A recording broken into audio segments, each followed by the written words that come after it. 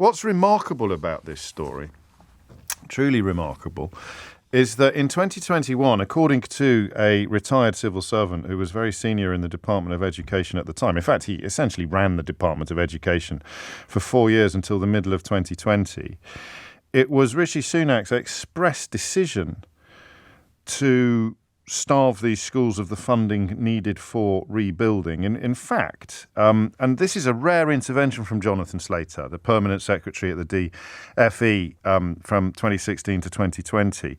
They went to him telling him they needed more money to rebuild schools, and he responded by cutting the repair budgets even further than they had been cut already. And he has gone on the record today to accuse ministers of a political decision to prioritise new free schools over repairing dangerous buildings. Once again, the fetishisation of the free market causes, well, it has consequences, sadly, beyond the pages of the Daily Telegraph or the denizens of Tufton Street. This is what happens when you prioritise a sort of bogus ideology or a fetishisation of free market values over political reality.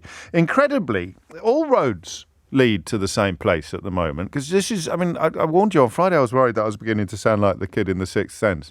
But guess who got rid of this chap from the Department of Education in 2020 when he got in at Downing Street? Someone who was previously working at the Department for Education, a chap you've probably heard of called Dominic Cummings.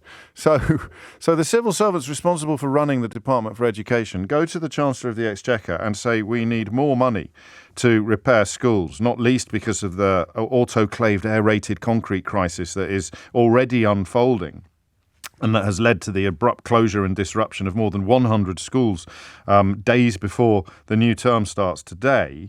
And he turned around and said no. Not only did he turn around and say no, but when officials said they need 300 to 400 schools a year to be rebuilt, and complained that ministers only agreed to fund 100 a year, he said they came back and made the situation even worse. We weren't just saying there's a significant risk of fatality. We were saying there's a critical risk to life if this programme is not funded.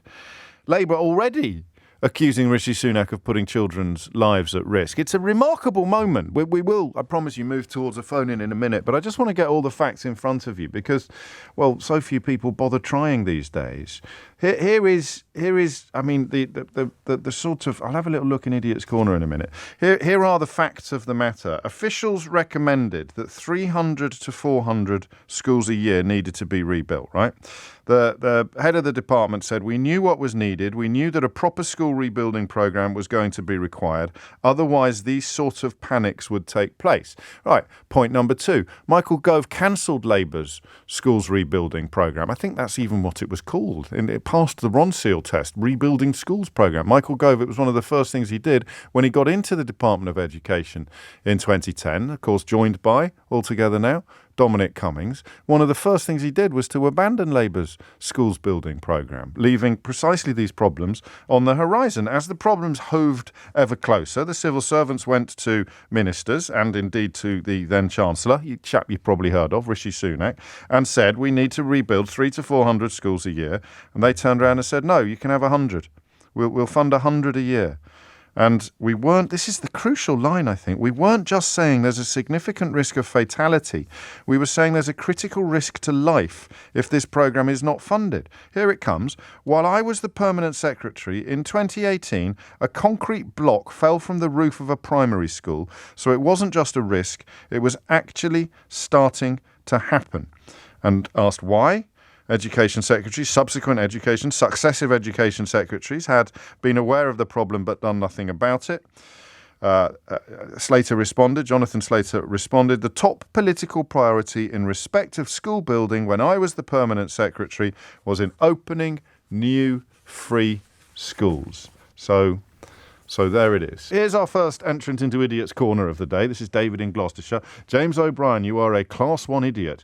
You really are. What a fool. This concrete has been going on for over 50 years, and it is not on Rishi Sunak. This has been Labour, Conservative, everybody. What an idiot you really are. So David's in Idiot's Corner because he is unaware of the fact that the man who was running the Department of Education, as this problem's urgency became clear, has explained this morning what happened when Rishi Sunak was asked for the money to fix the schools? He said no. Not only did he say no, he actually reduced the amount that had previously been available.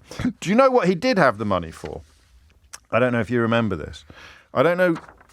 I mean, this wasn't our money. This wasn't taxpayers' money. This was some of the money that he made by betting against Britain during the financial crisis in 2008. But it meant that he could find about $3 million to give to his old college in America. Rishi Sunak and his wife gave $3 million to the Claremont McKenna computing lab in California, where him and his wife studied. I think she studied economics and French. Fees are about $86,500 a year. So he can find $3 million of his own money for a computer lab at an already lavishly funded college in California. But when charged with looking after British school children and protecting them from falling concrete, answer came there none.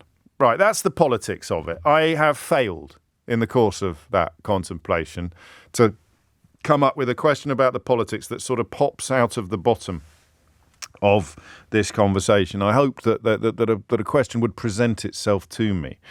Was it Building Schools for the Future programme, I think Brett in Huddersfield has called it. So Labour had it in place, the Tories abolished it, and when asked by civil servants for the money to prevent the problems that we're currently suffering from, Rishi Sunak turned around and said no. And the Education Secretary, Gillian Keegan, has essentially gone missing, although I think she'll be required to say something in the House of Commons later today. There's another 1,500 schools or so that still haven't returned their surveys. That's about 10% of English schools. The Daily Mail today is trying to make the story all about Wales, where I'm sure there are also questions to be answered, but not the questions necessarily that the government will be prepared to address. So I've got two questions for you. One is about the state of our schools. We touched on this on Friday. I find it hard to believe, actually, that schools have been allowed to wither in this way. And that will lead us into our second question, which is the political will, or the absence of political will, to fix this stuff. If you are a teacher in particular, it's the busiest day of your year, I know, but not everybody's gone back yet, and you might, you might be on a break. If you're a teacher, how do you rationalise the contempt in which you appear to be held by Conservative governments? How do you, looking at the state of your school, and it doesn't have to be just the concrete.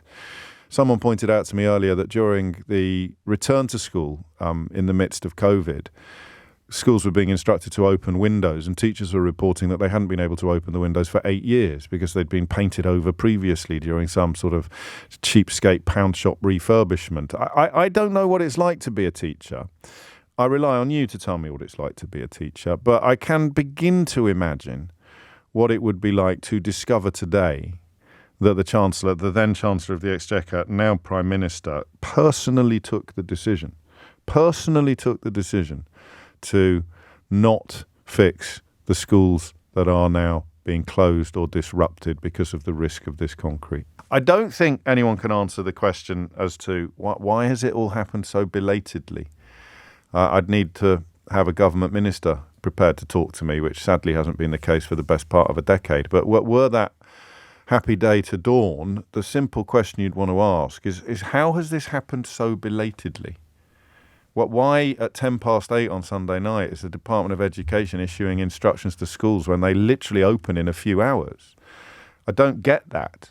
There's three things I don't get this morning. The first is, why have schools been allowed to unravel in this way? 0345 6060 973.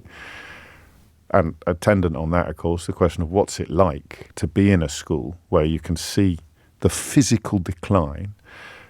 Question number two, what explains the tardiness? Why are they sending out these messages at 8:10 on a Sunday night when the children are going back to school on Monday morning? I don't know who can answer this. We can just have a speculate if you want. But how can the logistics of that be permitted? The question of Rishi Sunak and the incredibly swift disappearance of his sheen.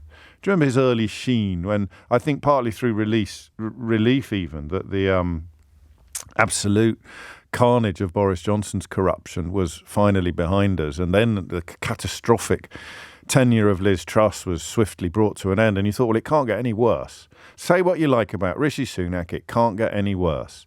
And then he talked about professionalism, accountability and integrity, and you thought to yourself, gosh, that's a bit of a sly dig at Johnson, isn't it? Even though he was Chancellor and sat on his hands for most of Boris Johnson's premiership, he's clearly talking about his predecessors when he says we will have professionalism, accountability and integrity, because that is implicitly saying we haven't had it for a while. And then he gave Suella Braverman a job back 3 hours later, and all hopes of improvement or rehabilitation in that area disappeared immediately. But this is really bad, and I don't really get it. Someone comes to you and says, schools are collapsing, potentially. Schools are falling down, potentially. We need money to stop it from happening. And the Chancellor of the Exchequer says, no. I don't really have a question there. I'm just telling you the facts and inviting you to comment on them. How do we account for the crumbling of our schools? How have the Conservatives let it happen? Why has this particular problem been addressed so late in the day? And what do we think about Rishi Sunak's personal and very deliberate refusal to free the funds that were needed to fix the schools that are crumbling?